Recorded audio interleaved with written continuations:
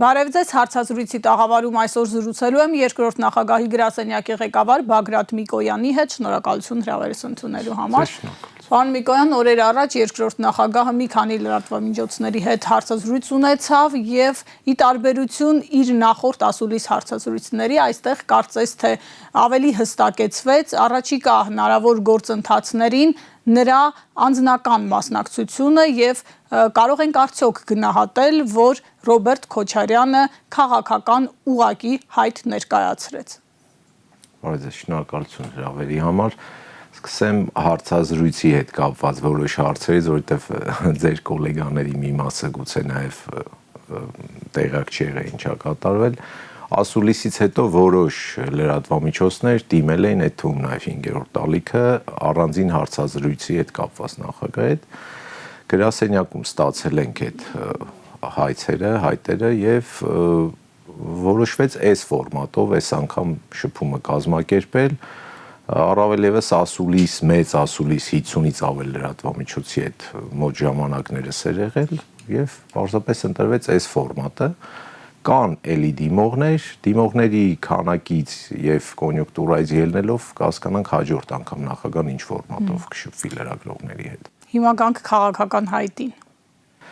Տեսեք, նախագահի խոսքը միշտ պահանջված է, իր մոտեցումները, իր խնդիրների լուծման իր տեսլականը պահանջված է առնվազն բնակչության մի մեծ մասի կամ շատ մարդկանց մոտ եւ շատ բնական է որ երկիրը այս պայմաններում, այս վիճակում ավելին մենք արդեն համարյա մտնում ենք նախընտրական տարվա մեջ կամ այլ քաղաքական լուրջ process-ների նախաշեմին ենք, որտեղ ամեն օր ու ամեն ինչ հնարավոր է, բայց հիմնականում ժամացույցային տեսակետից նախընտրական տարի է եւ նախագահի տեսակետը խնդիրների լուծման բանալիները ինձ թվում է հարցազրույցում շատ մանրամասն ու շատ հանգիստ ֆորմատով տրվեց, թե ինչ ուղիներով է պետք գնալ ու ինչա պետք անել երկիրը այս վիճակից հանելու եւ ոտքի կանգնեցնելու համար։ Դա ավելի շատ կուզեիք անվանեք ծրագրային, բայց դա ծրագրային ելույթ չէր։ Դա պարզապես ուղղությունների նախանշում էր, թե որտեղ է պետք ու ինչա պետք անել կարևորը, ոչ թե դիտորդի կամ մեկնաբանի աչքով, այլ մարդու, ով ինքը դա կարող է անել, որովհետեւ շատերը գիտեն կամ շատերը կարող են կարծիք ունենալ ինչ կարելի է անել, բայց անելու ունակություն չունենան, դա բոլորիս է վերաբերում տարբեր պրոֆիլներով։ Բայց տվյալ հարցով նախագահի մոտ կար նաև հենց դա։ Երբ ինքը խոսեց երրորդ անգամ ֆորս մաժորից երկիրը դուրս բերելու իր ռեսուրսի մասին։ Դեք այդ մասն էլ շատ պարզ ասվեց, որ թե երկիրն է շատ ավելի վատ ֆորս մաժորում, քան եղել է Արցախի 92-ին դիցուկ կամ 98-ի Հայաստանը, թե իր արդեն կենսափորձն է շատ ավելի մեծ, այսինքն խնդիրների աճման հետ զուգահեռ նախագահի փորձն էլ շատ մեծ է ու վստահ եմ ցանկացած պաշտոնյա, որը եւս մեկ անգամ վերադառնում է պաշտոնի, ինքը փորձում է անցնել իր բոլոր դրական ռեզուլտատները, գերազանցել։ Պարոն Միկոյան, հարցազրույցի առանձին շեշտադրումներին կարծում եմ դեռ կանդրադառնանք, բայց հիմա ուզում եմ խոսեք հարցազրույցին հաջորդած աղմուկից, արձագանքներից, որը կարելի ասել արդեն սովորական երևույթ է, երբ ամեն անգամ երկրորդ նախագահը այս կամ այն ձևաչափով հանդես է գալիս հրապարակային խոսքով։ Եղան արձագանքներ եւ իշխանական թևից եւ ներընդդիմադիր ու ի դեպ դեռ հարցազրույցը չէր ավարտվել, երբ ազգային ժողովի նախագահ Ալեն Սիմոնյանը ճեպազրույց ունեցավ ու Ռոբերտ Քոչարյանին անվանեց մարդասպան, ասաց, որ նրա տեղը բանտում է, նա թալանչի է եւ այսպես շարունակ։ Գիտեք, բնական է, նախագահն իր խոսքում էլ ասեց, որ արդեն իմունիտետ ունի այդ քննադատությունների, մենք էլ ենք արդեն կարելի է նույնիսկ ժամացույց ստուգել էլի այդ քննադատություններով, այսինքն ցանկացած նախագահի խոսքից հետո կոնկրետ շրջանակներ, շատ կոնկրետ անհանգստություն են ունենում, առավել եւս երբ որ կա նախագահի մասնակցության հայտ։ Այսինքն իր դեմքով կամ ծանրակշիռ ոնց որ նախագահն ասում, այսինքն որևէ մասնակցության հայտի դեպքում սկսում է այդ հիստերիկ ջղաձգումները, սկսեմ իշխանական ջղաձգումներից, գիտեք, ինչ բառեր ասացիք, մարդասպան, թալանչի, չէ, ինչ որտես բաներ, հա, այդ ամբողջ բառերի կոմպլեկտը ուղիղ վերաբերելի է Ալեն Սիմոնյանին, իր խմբակին, իրենց ղեկավարած խմբակին։ Գիտեք, մարդասպան եզրույթը օգտագործում են մարդիկ, որ Հայաստանի ցանկացած բնակավայր մտնես, իրենց սպանած, իրենց մեղքով սպանված մարդկանց գերեզմաններ կան, տասնյակ եւ հարյուրավոր։ Առնվազն հոկտեմբերի 18-ից հետո ցանկացած յուրաքանչյուր զոհ եղել է ուղիղ իրանց ցանկությամբ, որովհետեւ իրենց բարագլուխը հայտարարեց, որ կարող էր լինել նույնը, զոհեր չլինեին։ Ասեմ ավելին, կարող էր լինել ավելի լավ, շատ ավելի լավ, ու այդ զոհերը չլինեին։ Մարդասպանությունից խոսում մի խմբակի անդամ, որոնք հղի կնոջը վրա երթի են ենթարկում եւ անօգնական թողնում են, նույնիսկ շտապօգնություն չեն զանգում։ Գիտեք, բոլորս վարորդ ենք, որ մի ծիտիկ, մի կենթանի ծիտ կպնում է մեքենային, կանգնում ես իջնես ու տեսնես ինչով կարաս օգնես։ Դրանք են խոսում մարդասպանությունից։ Ու իրանց պարագլուխը շատ լավ ասում, էլի ով ինչից խոսա, իրանք թող քյաբաբ խորովածից խոսան։ Ու գիտեք, Ալեն Սիմոնյանը Ռոբերտ Քոչյանին մարդասպանը անվանում, նու առնվազն 7 օր անցել է, չէ՞, ոնց որ այդ անվանելուց։ Այսօր առնվազն Ալեն Սիմոնյանի կամ մեկնահողը պետք է լիներ, կամ 7-ը։ Իրանք հարազատներով նստած, իր այդ ակվարիումի մեծ նկարը մեծացրած ու իրանց հարևաններից երևի Ռուբիկ Ձյաձյանն է պետք է ասեր դե առաջի բաժակը կարանք չչխկացնենք, հետո չխկացնենք, էլի։ Ինչ խոսույթ է, ինչ վիճակ է։ Գիտեք, մի հին լավ անեկդոտ հիշեցի, որ մի ֆրոնտ չգնացած մի պապիկ իբր ինքն էլ է ուզում ասի, որ ինքը վետերան է։ Նու այդ բակի երեխաներին ասում դե գնացինք հերոսաբար կռվեցինք եւ այլն, հետո ես դե պլեն ընկա, ասում են պապի բա հետո դե ասում ֆաշիստները ասեցին մի մասը կամ պիտի ձեզ բռնաբարենք, կամ պիտի սպանենք, ասում պապի բա քեզ ինչ եղավ, դե ասում ինձ սպանեցին, էլի։ Անցնենք մյուս արձագանքներին, արդեն ներընդդիմադիր դաշտից մասնավորապես երկրորդ եւ երրորդ նախագահների թիմերի միջև հերակա բանավեճը շարունակվում է եւ այդ բանավեճի առանցքում ով բերեց Նիկոլ Փաշինյանին հարցն է ու ըստ երրորդ նախագահի թիմի գնահատականների ձեր թիմը խախտել է պայմանական հրադադարը։ Գիտեք, նախագահի այդ հարցազրույցի ամբողջ այդ հատվածին վերաբերող մասից ես չի ասում, որ հրադադար է, պարզապես խոսվել է փաստերի մասին, արդեն նախագահի կողմից տիրապետված փաստերի մասին։ Դրա մասին խոսվել է նրանից հետո, երբ որ երրորդ նախագահի թիմից սկսեցին ինչ-որ բաներ շրջանառել, որոնք իրականության հետ որևէ աղերս չունեին, ավելին, որոնք շոշափում էին ուղիղ նախագահ Քոչյանի իբր թե ինչ-որ ասված խոսք։ Եվ շատ բնական էր, որ պետք է այդ պարզաբանումները թե հանրությունը, թե նախագահ Քոչյանի կողմնակիցները, թե նրան վստահող մարդիկ պետք է այդ պարզաբանումները ստանային, այսինքն ինչ-որ հրադադար, չհրադադար, այնց խաղեր չեն խաղացել։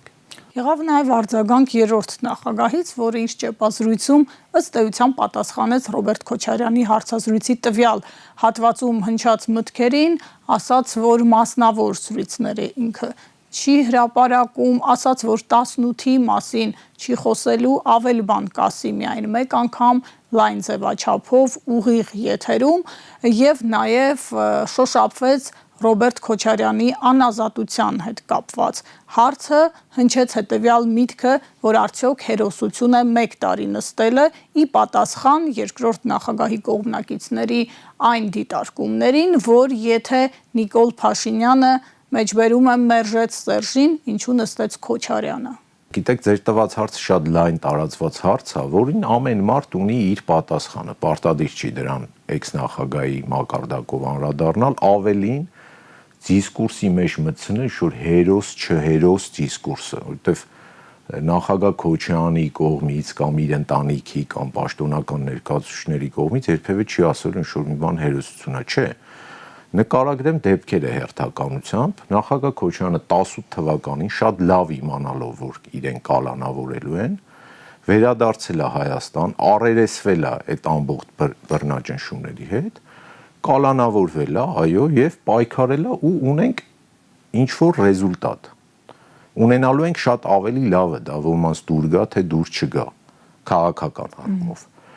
Գիտեք, իսկ նստելը հերոսություն, անստելը հերոսություն չի։ Այդ խոսքը շատ արհեստականորեն ինչ-որ բերվեց, մցրվեց հղում անելով կողմնակիցները կարող են շատ կարծիքներ ու շատ բաներից խոսալ, բայց դա ինձ թվում է հանրային ու բարձր մակարդակի դիսկուրս պետք չի բերել։ Ավելին նախագահ Քոչյանը կալանավորվել է ու նստել է, այսպես ասած, ուրիշների արած սխալների հետևանքով եւ պատճառով։ Եվ ավելին, ինձ թվում է տղամարդիկ ինձ կհասկանան, այդ կալանքի ընթացքում նախագահ Քոչյանը նույնիսկ ցուցմունք չի տվել։ Սա ով հասկանալու էր կհասկանա։ Դու կոնկրետ բան եք ակնարկում։ Ես կոնկրետ բան եմ ասում, բայց տղամարդիկ սա շատ ավելի լավ կհասկանան, երբ որ կա քո վրա երկարատև կալանքի վտանգ ու դու որևէ ցուցմունք չես տալիս։ Դա շատ կարևոր բան է։ Եվ գիտեք, մի բան հաստատ ես չգիտեմ հերոսությունը ոնց է չափվում։ Նախագահ Քոչյանի արածը դա պետական այրի, երկու հայկական պետություններ ղեկավարած մարդու իր ներքին համոզմունքներից բխող արարք է։ Դա ինչ-որ հերոսության պիտակի կարիք չունի։ Դա պետական այրի պահվածք է։ Մի բան հաստատ գիտեմ, ինչը հերոսություն չի։ Հերոսություն չի Նիկոլ Փաշինյանի հետ պայմանավորվելը, հերոսություն չի Նիկոլ Փաշինյանից փախչելը։ Քոչյան ընտանիքից որևէ մարդ Նիկոլ Փաշինյանի հետ ոչ պայմանավորվել է, ոչ առավել եւս փախչել է Նիկոլ Փաշինյանից։ Պարոն Միկոյան, երկու թիմերը երբ քննարկում են այս հարցերը, որոնք արդեն տևական ժամանակ ներքաղաքական օրակարգում են, երկու կողմն էլ նշում է, որ փոխադարձ մեղադրանքները մեկնարկել են 2008 թվականից։ Իր ճեպազրույցում այդ մասին խոսեց նաև երրորդ նախագահ, դուք այս տաղավարում նաև դրվագներով եք ներկայացրել, թե այդ հակակառուցչության թելերը որ թվականից դեպի որ կողմ են տարել մեր նախորդ հարցազրույցի ընթացքում։ Հանրության մոտ օբյեկտիվ հարց է առաջանում՝ ի վերջո ինչ չեն կարողանում, այսպես ժողովրդական լեզվով ասած, կիսել երկու նախագահները։ Գիտեք, կիսելու բան չկա։ Ի սկզբանե երկու նախագահները տարբեր են եղել իրենց մոտեցումներով, կառավարման տիպով, գրեթե ամեն ինչով։ Կիսելու համար ինչ որ բան լինի, որ ընդհանուրեն ու չեն կարողանում կիսել։ Մյուս կողմից ասում են նախագահ Քոչյանի կողմից է դա սկսվել 2008 թվականին, առնվազն ծիծաղելի է, որտեվ գոնե մեդիա դաշտի հետ ծանոթ մարդիկ կամ հանրային կյանքի հետ ծանոթ մարդիկ քաղաքական գիտեն, որ նախագահ Քոչյանը 2008 թվականից հետո որևէ մեդիա ռեսուրս չի ունեցել, որևէ։ Դրա դիմաց եղել է իշխանական ամբողջ ռեսուրսը իրենց պրոքսիներով ու փաստացի իրենց կողմից հովանավորվող Նիկոլ Փաշինյաններով եւ այլ խոսացող գլուխներով, պրոքսիներով եւ այլն, այսինքն եթե մի կողմից որևէ բան չկա, իսկ մյուս կողմից մի ամբողջ ապարատ է, ասել որ ինչ որ մի կողմն է սկսել, չեղած տեղից բան չի սկսում, էլի։ Իսկ այդ տարանջատումը ինքը վաղուց կա, վաղուց եղել է 2008 թվականից ակնառու է առնվազն նրանց համար, ովքեր հետևում են քաղաքական պրոցեսներին, դա պարզապես պետք է ընդունելի գիտություն եւ շարժվել առաջ։ Մի հետաքրքիր դրվագ վերջերս մամուլում շրջանառվեց, բայց դա վաղուց 11 թվականին Ազատություն ռադիոկան տեսել է, հետո անով Wikileaks-ով նայել է։ Այսինքն 2009 թվականին ՀՀԿ անդամ, կարկառուն անդամ Սամվել Նիկոյանը գրեթե ամենօրյա ռեժիմով Ամերիկայի դեսպանատան որ բողոքում որ ահա Քոչյանը գալիս է, հասեք, օգնեք, խանգարենք եւ այլն։ Մենք ենք սկսել այդ տարանջատում, մենք ենք սկսել այդ process-ները, չէ, ամեն ինչ փաստաթղթավորված է նույնիսկ դեսպանատներում դա կա, էլի, որ նույնիսկ այդ Wikileaks-ը կարդում ես այդ դեսպանի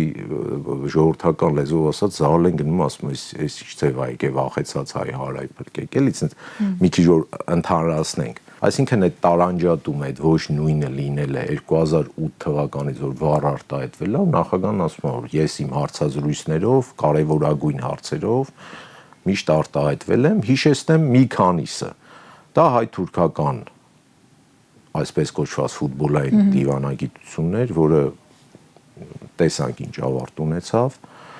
կարմիր գծեր, արագաչափեր, սահմանադրական փոփոխություններ, իշխանության մոնոպոլիզացիա, եւ այլ տնտեսական բազմաթիվ հարցերով նախագահ Քոչյանը պարզապես քննադատել է տեղ-տեղ շատ տեղ առաջարկելով իր լուծումները։ Գիտեք զարմանալին որ նա մի անգամ չլսեցինք, ասեն Քոչյանը ճիշտ էր, մենք սխալվեցինք։ Այսինքն 2008 թվականից ապրիորի իրանց մոտ բացառված ա եղել, Քոչյանը կարա ճիշտ ելներ։ Այնպես որ տարանջատման մասին երևի իրոք արդեն պետք է ֆիքսվել, երկու թիմն է կարան ֆիքսեն եւ նայեն առաջ ամենքի իրողությամբ։ Հաջորդ քաղաքական որևէ process-ի ժամանակ վստահ եմ ընտրողները, վերջի վերջո ընտրողներն են իրենց խոսքը ասելու, թվաբանական գնահատական կտան։ Եվ գալով 2018-ին տեղի ունեցածին, ձեր կարծիքով ինչու է հենց այս փուլում այդ հարցը բերվել օրակարգ այս ամբողջ 7 տարվա ընթացքում, ինչու է կարևոր այդ հարցի վրա լույս սփռելը, որովհետև մարդկանց մոտ օբյեկտիվորեն հարցեր են առաջանում։ Ինչ իմաստ ունի հիմա խոսել այն մասին, թե ինչպես բերվեց, ով բերեց Նիկոլ Փաշինյանին եւ ինչու տեղի ունեցավ այդ ամենն ու ինչպես տեղի ունեցավ ամենակարևորը։ Նայեք, մարդկանց մի մասի մոտ այդ հարցն առաջանում, մեծ մասի ներողություն, որովհետև ասում են այդ հարցադրումներ հնչեցնողները, որ կարևորը հիման է, այս պահն է, կանխելն է Փաշինյանի հետագա զիջումները։ Իհարկե, կարևորը դա է, բայց կարևորը նաև մարդիկ, շատ մարդիկ, մեծ մասը այդ կանխումից ու փոփոխությունից հետո ուզում են տեսնել 2018 թվականին ինչ ա եղել իրենց հետ։ Հասկանում եք, եւ այն կա, եւ այն կա։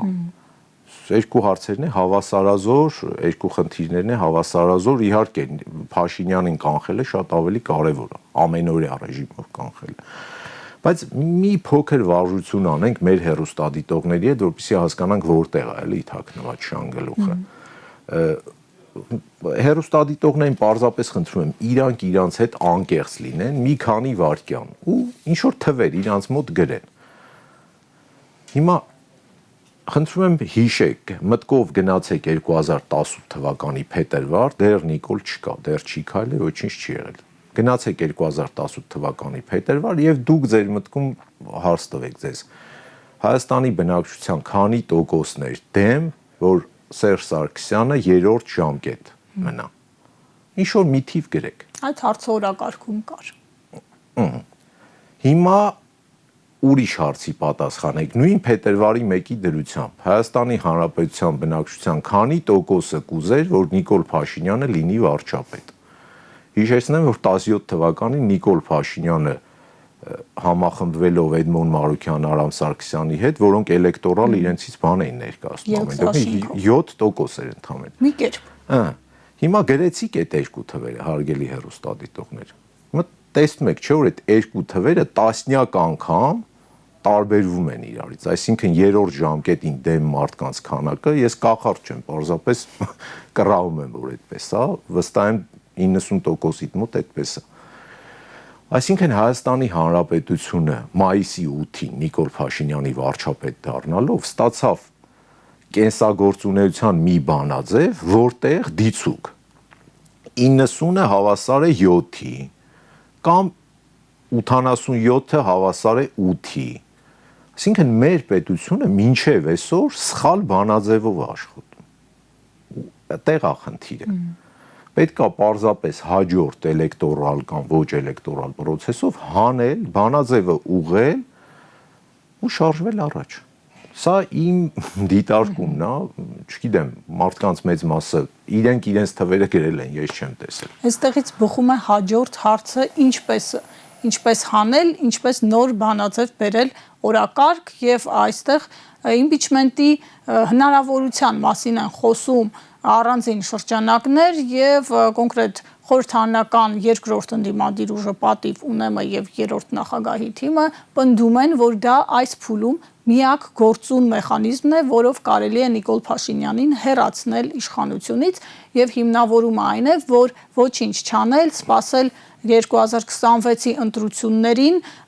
ռիսկային է, որովհետեւ այդ ընթացքում Փաշինյանը կարող է նոր զիջումներ անել, դիցուկ օրինակ պայմանագիր ստորագրել Ադրբեջանի հետ, որտեղ չգիտենք թե ինչ է գրված։ Գիտեք, այդ գործիքը impeachment-ի անվստահություն հայտնելու մեխանիզմը, որը մի քանի փուլանի բանա շատ չխորանամ հեռուստադիտողների գլուխը չցավացնենք, էլի։ Այո, ինչ որ բան է, գործիք է, որը հիպոթետիկ հնարավոր է։ Հա։ Բայց նույն ձևի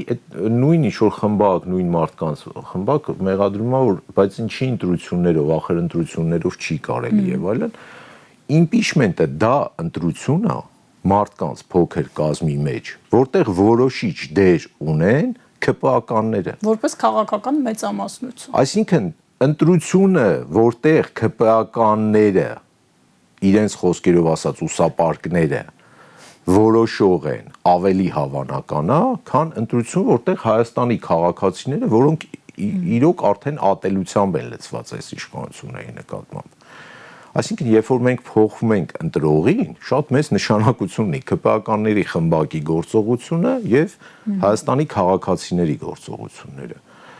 Խնդրեմ, եթե կարա լինի այդպիսի փողոցային ճնշում, եթե կարող են կազմակերպել Հայաստան դաշինքի հայտարարությունը այդ գործընթացի հետ կապված դրված է, մի բառ չի փոխվել կամ այլ ձևով չի մեկնաբանվել եւ մնում է ուժի մեջ այդ հայտարարությունը։ Իմիջիալոց նախագահան impeachment կոչեցյալ է շատ լավ ու մատչելի բացատրությունը տվեց, որ անլուրջ process-ներին ինքը իր մասնակցությունը չի տեսնում ու եթե ինչ-որ մեկը ուզում է մասնակցի այդ 40 ժամյա բան, դա էլ է, օքեյ, քաղաքական բանա թող գան, անեն, մասնակցեն։ Բայց գիտեք, նախագահի այդ բացատրությունից ու այդ խոսքերից հետո նորից շրջանառել Քոչարյանի անունը որպես տեխնացու, եթե լինի, մարդը ուղիղ ասել է, որ ես դրա հետ գործ չունեմ։ Նորից շրջանառել գալիս է նրան, որ ֆրակցիայի հայտարարության վերջի մասում գրած որ սա գործընթաց է, որը ուղղված է նախագահ Քոչարյանի եւ Հայաստան դաշինքի դեմ։ Այսինքն, որ տապալվի սկզբանը եւ այդ տապալումը ուղիղ ասոցացվի նրա անձի հետ։ Այո, եւ ապատիկ վիճակում գտնվող հասարակությունը ունենա, այսինքն, երբ որ հասարակությունը ընտրության գալիս է արդեն որոշած, այսպես ասած, եռացող վիճակում դա մի բան է։ Երբ որ մի գործընթացով ապաթիայի մեջ է մտած այդ հասարակություն ընտրությունը, լրիվ ուրիշ բան է։ Տեսեք, սրա հակաթեզն Բայց ես չեմ ուզում ինչ-որ մեկի մեղադրում, ինքը սա գծել է, սա կազմակերպել է։ Ուզում եք դա անեք։ Խնդրեմ, գրած է Հայաստան դաշինքի հայտարարությունն էլ բառացիորեն առանց փոփոխվելու ուժի մեջ։ Սրա հակաթեզը պարոն Միկոյան այն է, Իմիջիալոց մի կներեք, մի կարևոր բան։ Մինչև այս շատ էր խոսվում ու եզրակացվում, որ երրորդ նախագահն է սրա թիկունքում կանգնած, այդ նույն օրվա խոսալուց ինձ թվում է դժվար չի հասկանալ, որ այս գործընթացի, impeachment գործընթացի հովանավորը երրորդ նախագահն է։ Շատ լավ, օքեյ։ Ձեր նշածի հակաթեզը, պարոն Միկոյան, այն է, որ եթե ասում եք impeachment-ը իրատեսական չի ու լուրջ չի, լուրջ էր 21-ին գնալ ընտրության, ասել հաղթելու ենք ու չհաղթել։ Դեք առնվազն տասնյակ անգամ անլուրջ էր 21-ին ընտրության չգնալ։ Տասնյակ անգամ, եթե այդ իսխոդնիկ հետից ենք դուրս գալիս, ինչ նշանակում քաղաքական ուժը ընտրության չի գնում, որ չկրկնեմ նախագահին, էլի։ Այսինքն եթե ինչ-որ մի բանի չեմ մասնակցում, դա անլուրջ է կամ լեգիտիմ չի, չէին հանդիպելու Նիկոլի հետ թուղթ չէին ստորագրելու ինչ-որ մեկը, ինչ է նշանակում։ Քաղաքական ուժը, այո, պետք է մասնակցի ընտրությունների, եթե պատրաստ է։ Եթե պատրաստ չի, կարելի է գտնել մի քանի 100,000 հիմնավորում։ Իմիջիալոց ապագա ընտրությունների 26 պայմանական 26-ի հետ կապված, գիտեք, ասում են Նիկոլին հաղթել հնարավոր չէ, Նիկոլը չի գնա ընտրություններով։ Ասում որ ընտրություններով, այսինքն ինչ որ հնարավոր չի հաղթել Նիկոլին, այսինքն Նապոլեոնին կարելի է հաղթել, Կեսարին կարելի է հաղթել, չգիտեմ, ում ասեմ, Չերչիլին կարելի է հաղթել, Շարլ դե Գոլին կարելի է հաղթել, Նիկոլին չի կարելի հաղթել, շատ չեք գովում Նիկոլին։ Նիկոլ Փաշինյանի թիմակից Վիլեն Գաբրելյանն ավակ ճոճողը, որը մի քիչ էլ բան էր, խմել էր, հա լավ էր արել, տղա էր խմել էր, անկեղծության խմած մարդը անկեղծության պորտկում ա ունենում, էլի։ Ասեց որ 26 թվականին մենք չենք ձգելու։ Այսինքն Վիլեն Գաբրելյանից ավելի տվյալ դեպքում պայմանական կաթոլիկ են ուզում մարդիկ լինեն։ Թիմակից, որը ամենամոտ մարդկանցից մեկն անի, որը ամբողջ կուխնյան, տրամադրություններ ամեն ինչ գիտի։ Խնդրեմ, ուզում եք անվստահության գործընթացով, փողոց, տեխնացու, վպիրոտ, չէ, պատրաստվեք ընտրությունների։ Հիմա պարոն Միկոյան խոսենք նախագահի հարցազրույցի մի քանի թեզերից ու այդտեղ գլխավորը անվտանգային օրակարգն էր, որտեղ երկրորդ նախագահը կարևորեց Ռուսաստանի հետ ռազմավարական, դաշնակցային ու գործընկերային հարաբերությունները վերականգնելու անհրաժեշտությունը։ Նրա անցած ճանապարհը, այդ թվում նաև անձնական կապերը, կարող են այստեղ որպես հավելյալ ռեսուրս ծառայել Հայաստանի ապագա իշխանության համար։ Երկու պարամետր նշեցիք, որը ցանկացած ոլորտում երևի կարևոր եռյակի մեջ է։ Անձնական փորձ, անձնական կապեր։ Այսինքն այդ երկուսը պարզապես պարտադիր պայման է հաջողության հասնելու համար։ Ռուսաստանի հետ ռազմավարական գործընկերությունը չվերականգնելու այլընտրանքը որևէ մեկը դեռ չի ասել։ Այսինքն չենք վերականգնում ու ինչ։ Իդեպ այս իշխանությունն էլ չի ասում։ Իհարկե չեն ասում, որովհետև իրանք գիտեն, որ մի փուլի կարող է վազեն, էլի կոպիտ ասած այդտեղ էլի։ Նայեք, Հայաստանին պարտադիր պետք է գործընկեր ու ինչը մենք ունեցել ենք, այսինքն գերտերություն, հավասար գործընկերոջ պես, լավ բարեկամ, լավ ընկեր։ Շատ հաճախ Հայաստանը համեմատում են Իսրայելի հետ, չէ՞, ասում են Իսրայելում սենց հա մենք է նույն փոքր պետություն եւ այլն, մի քանի կետ նշեմ, պարզապես որ մարդիկ նմանությունը ու թե սրանք ինչերն են ոչնչացրել, կհասկանանք ինչա կատարվում։ Այսինքն տարածաշրջանային Իսրայել, այսպես կոչված լինելու մոդելից Հայաստանը հանել են։ Սա ասենք իմ որպես, չգիտեմ, մասնագետ կարծիք ընդունեք։ Տեսեք, նույնությունները, բառեր եմ ասում, որը լրիվ նույնն է։ Ցեղասպանության ճանաչման պահանջատիրություն։ Հոգևոր կրոնական ազգային եկեղեցի ուրույն, որը տարբերվում է։ Սփյուռք, բանակ, ուղիղ դաշնակցային հարաբերություններ գերտերության հետ, ազատագրված եւ պահվող ազգային տարածք եւ ատոմային տեխնոլոգիաների տիրապետում։ Հիմա այս իմ ասածները որ թվարկելով հերթով գանք 18 թվականից այսքոմ սրանք այս սաղ կետերը ոչնչացրել են։ Այսինքն Հայաստանը գործոնից տարածաշրջանային գոնե լուրջ գործոն պետությունից, որը այս պարամետրերը ուներ, վերածել են ինչ-որ մի պետության դրոշ գերբ կա, բայց որը չունի այս պարամետրերը, հասկանում եք, մեր ազգի մտավոր ունակությունները, աշխատասիրությունը, մեր սփյուռքը, մեր եկեղեցին, այո, ինչու ոչ, մեր դաշնակցային հարաբերությունները որևէ գերտերության հետ, մեզ տալիս են այդ ռիվոկի հնարավորությունը։ Մեզ պարզապես հատիկ այս սաղ ուղղություններով խփել են իրենք։ Ու դրա համար կամած գնում ենք այդ կողմ, այսինքն պետք է նորից հետ գալ վերականգնելով այս բոլոր կետերը, նույնիսկ արդեն ատոմականի փակումից են խոսում։ Այո, դրա խոսույթը կա, կետ կա, պատկերացնում եք, պետք է դրանք բոլորը վերականգնել։ Ու իսկապես կսկսի կարգավորվել։ Այլ ընտրանք չկա ուղիղ նորմալ իրապես գործընկերային, իրապես ընկերական ու բարեկամական հարաբերությունները վերականգնելու։ Առանց որևէ կողմի շահերը ոտնահարելու, ոնց որ եղել է, ասենք նախագահ Քոչարյանի իշխանության տարիներին ոնց որ եղել է, հիմա կարող է սկսեն հակադարձել, սաղ տվեց Ռուսաստանի, ինձ հետաքրքիր է ինչի մասին են խոսում։ Գույք պարտքի դիմացն են մշտապես մեջ։ Օդանավականը, մարդկասմա օդանավականը տվեց երկաթգիծը տվեց։ Հիմա գույք պարտքի դիմաց ընդամենը 4 հիմնարկ $100 միլիոն դիմաց պարտ կա տրվել։ Լավ, պարտքը չենք տալիս։ Այդ հիմնարկները մասնավորեցվում էր, համարեք մասնավորեցվել է, սեփականաշնորհվել է, մեկը 25 միլիոնով, ու այդ գումարը տրվել է պարտք, որովհետև ինձ թվում է մենք ուզում ենք, չէ, պարտք տվող ազգ լինենք, ոչ թե պարտքը վերցնող չտվող։ Մի պարզ օրինակ վերեմ, Երևանի կոնյակի կոմբինատը 90-ականներին, սև կոմբինատի մասին է խոսքը, հիմիկվա սեփականատերը չէ, նախորդ, սեփականաշնորհվել է $100,000,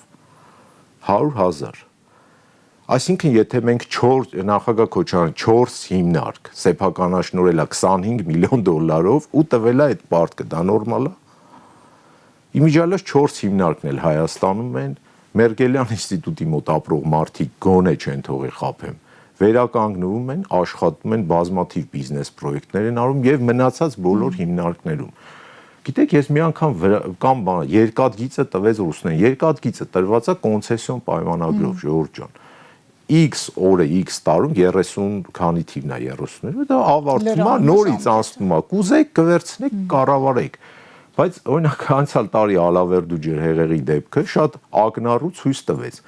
Երկաթգիծը վերականգնվեց մի քանի օրում, Դե մինչև այսօր բնակավայրեր կան կամուրջը, որը պետք է անի պետություն, չի վերականգնվել։ Նույն օդանավականը այսօր որ մի քիչ ժողովրդական լեզվով ասած երեսատեղի թռնում իշնում են։ Գնում են հռոմում սրճում են հետ են։ Չէ, գոնե երեսատեղի թռնում ենք մարդագալի չենք ամաչում, չէ՞։ Այդ օդանավականը կոնցեսիոն, Ռոբերտ Քոչյանի օրոք կնքած կոնցեսիոն պայմանագրի հետևանք է։ Էդ էլ արգենտինական կողմը X տարի հետո առաջարկելու ասի վերադարձնեմ, թե օկտավիմի հարցնում եմ ձեզ, վերադարձնեն, թե շարունակեն շենացնել։ Գիտեք, Վրաստանի նավահանգիստների մի մասը կոնցեսիոն պայմանագրով տված է, նորը սարքվում ամենամեծ նավահանգիստը Սև ծովի վրա, որը վստահաբար էլի կոնցեսիոն։ Մի վրացի չտեսասի այդ տվեցին չինացիներին մեր նավահանգիստները, այս խոսույթը, այ հենց այդ 10 տարվա մեջ սրսկված խոսույթ է։ Տեսեք, ժողովրդին հենց դրանով են ասում, այ ձեզ թալանել են։ Այս օբյեկտները, որ հանձնվել են ռուսներին, այդ ձեզնից թալանել են։ Այդ օբյեկտները Հայաստանի Հանրապետությունում են, այդ օբյեկտները Հայաստանի Հանրապետության հարկատու են, Հայաստանի Հանրապետության քաղաքացիների համար աշխատատեղ են ապահովում, կատարվում են ներդրումներ, թալան է, այդ ձեր թալանալն։ Նիկոլ Փաշինյանի պատկերացումները նախկինում ու հիմա թալանի մասին շատ տարբեր էին, իդեպ այդ կոռուպցիայի հետ կապված հարցերին նաև հետաքրքիր գնահատական տվեց նախագահը, նշելով այն աղմկոտ կոռուպցիոն փաստերը, որոնք այս իշխանությանը ուղղակի ցնցումների մեջ են գցում։ Նայեք, այդտեղից մի դրվագ առանձնացնեմ։ Այսպես կոչված գույք պարտքի դիմացը, որը որ իրոք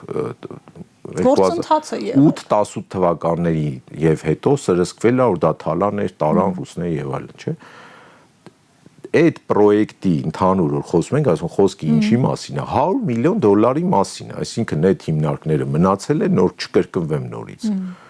Այս իշխանությունները Հայաստան համահայկական հիմնադրամի 100 միլիոնը սենց են արել, չկա։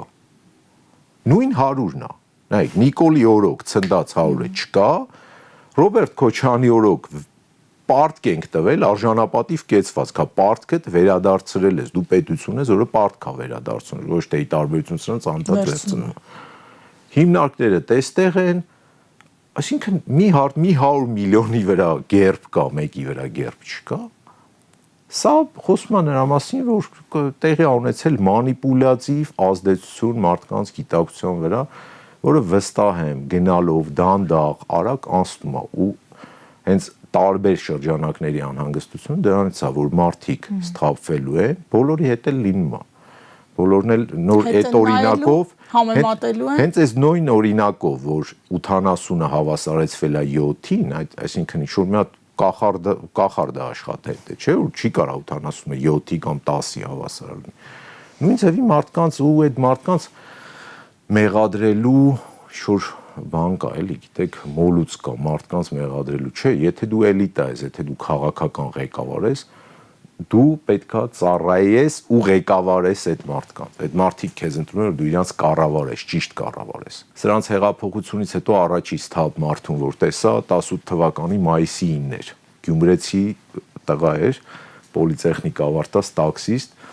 նույնիսկ թվում էր բոլորը գոնե այդ խաբեության խապկանքի տակ էր։ Էյֆորիայի մեջ էին։ Դեք այդ տղային լավ եմ հիշում, անունը չեմ հիշում, նստեց ասեց աբջան,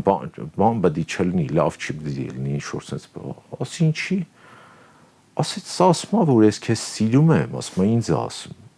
Ասում է ես ուզում եմ ինձ կառավարեն, տանը ինձ կսիրեն։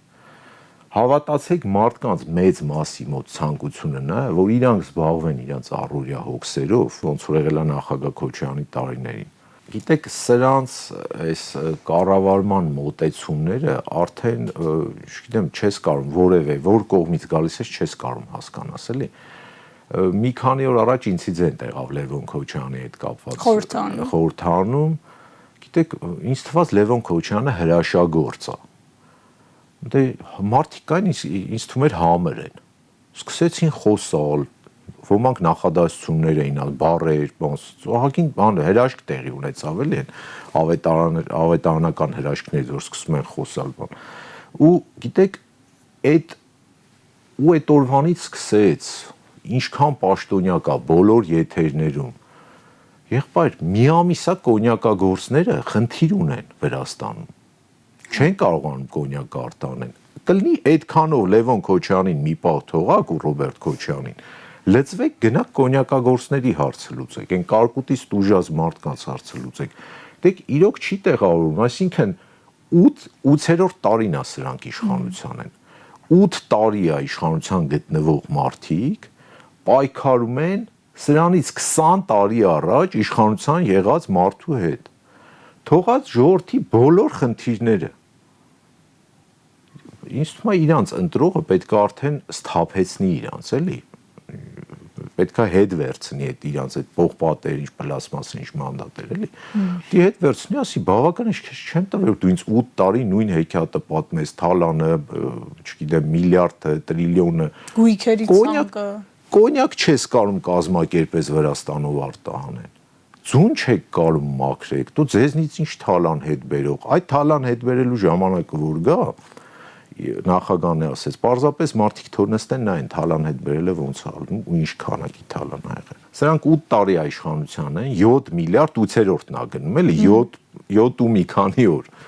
7 միլիարդ դոլար պարտք են վերցրել։ Երևանցիների հաշվարկով, եթե ամեն գլխաքանակով նայեն, 3-ից ավել միլիարդ դոլար։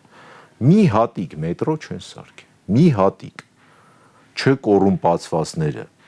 Կոռումպացված Ադրբեջանը 3 միջազգային օդանավակայան սարքել 20 թվականից այսկում, Բաքվում մի քանի մետրոյի կայարան են սարքել։ Դե ցանկացած երևանցու, որ առավոտյան կամ կեսօր երբեք կանգնացնես, ասես քո կենցաղի հետ ընթացիկ ամենակատաղացնող հարցը ո՞րն է։ Տրանսպորտը խցանումները, դից բխող խցանումները։ Մեծ ցանկացած մետրոյի կայարան, այդ Աչափնյակի կայարանը դարավ դարելա դարի ստրոյկեն։ Սրանք 26 թվին են Ժողովուրդ ջան ձեզ ասել որ Աչափնյակը սարքելու են։ Ոտենց եթե Աստված մի արած, էլի հիպոթետիկ ընդունենք մնան, այդպես անընդհատ մինչև 2060 թիվ Աչափնյակի կայարանից են խոսելու։ Ընտրեք մարդկանց, որոնք ունակ են անելու, որոնք ունակ են այդ հարցերը լուծելու։ Ու գիտեք, մի երկու օր առաջ մտածեցի, որ իսկ գուցե չեն ուզում այդ պրոբկեքի հարցերը լուծեն։ Ինչու՞։ Որտեվ բոլորին է հայտնի, որ վառելիքը ներ են մուծում իշխանամերձ օլիգարխները։ Հիմա թեթև մաթեմատիկական հաշվարկ անենք։ Երևանում առնվազն 200,000 մեքենա կամ 150-200,000 մեքենա առնչվում է այդ պրոբկեքի հետ ամենօրյա ռեժիմով, տարբեր ժամերի, տարբեր տեղեր։ Վարում ենք մեքենա, գիտենք, յուրաքանչյուր մեքենան օրը 500 դրամի մինիմում ավել վառելիքա վառում խցանումների մեջ ու պատճառով։ Դա ամսական մոտ 10 միլիոն դոլար է։ Դա ամսական մոտ 10 միլիոն դոլար է, այսինքն ԿՊԱ-մեծ օլիգարխներին 10 միլիոն դոլար աբառուտից ինչի զրկեն։ Կարելի է դա անվանել այդ օրական 500 դրամը հարգելի վարորդներ, դա ձեր խցանման հարկն է։ Ոնց կար օդի փող, այսե խցանման փողն է ամեն օր 500 դրամ պետքա դուրս տակ։ Իշխանությունը, եթե հիշում եք 18-ին խոստանում էր ներդրումային բում, ասում էր հեսա ներդրումները հոսելու են Հայաստան, բոլորը լավ է ապրելու, բայց կյանքը ցույց տվեց, որ հակառակը ներդրողները սկսեցին իրենց կապիտալը հանել երկրից, փոխանակ նոր կապիտալ կար Հայաստան, գումարած դրան տեսնում ենք, թե ինչ սոցիալ-տնտեսական ծանր վիճակում է գտնվում երկիրը, բյուջեն դեֆիցիտ է ունենում, հարկային տերոր եւ այլն, այս ամենը ուղղակի ժողովուրդը իր կաշվի վրա զգում է, սրան ի հակադրություն, ինչպես դուք եք ասում, մարդիկ հիշում են այն տարիները, երբ ուսուցիչների աշխատավարձերը այսպես գրոշներից բարձրացան, այն ժամանակվա համար քիչ թե շատ գոնե տանելի ինչ որ մի մակարդակի հասան, երբ երկիրը քիչ-քիչ փորձեց շնչել, ոտքի կանգնել, հիմա այդ ակնկալիքները եւս կան երկրորդ նախագահին սատարող հատվածի կողմից, որ ոչ միայն անվտանգային խնդիրներն են լուծվելու, նաև տնտեսության մասով արվելու են կոնկրետ քայլեր ու գործողություններ։ Նայեք, նախագահի բերած կոնցեպտների այդ մեծ հիմնական կոնցեպտների մեջ հենց նաև դա է, որ դա ոչ միայն անվտանգություն է, դա նաև տնտեսական աճ է, դա նաև մարդկանց արժանապատիվ կյանքի օր-օրի լավացող կյանքի, հենց գիտեք, հույսը վաղվա օրվա մեջ վստահություն է, ինքը մեծագույն ուժն է։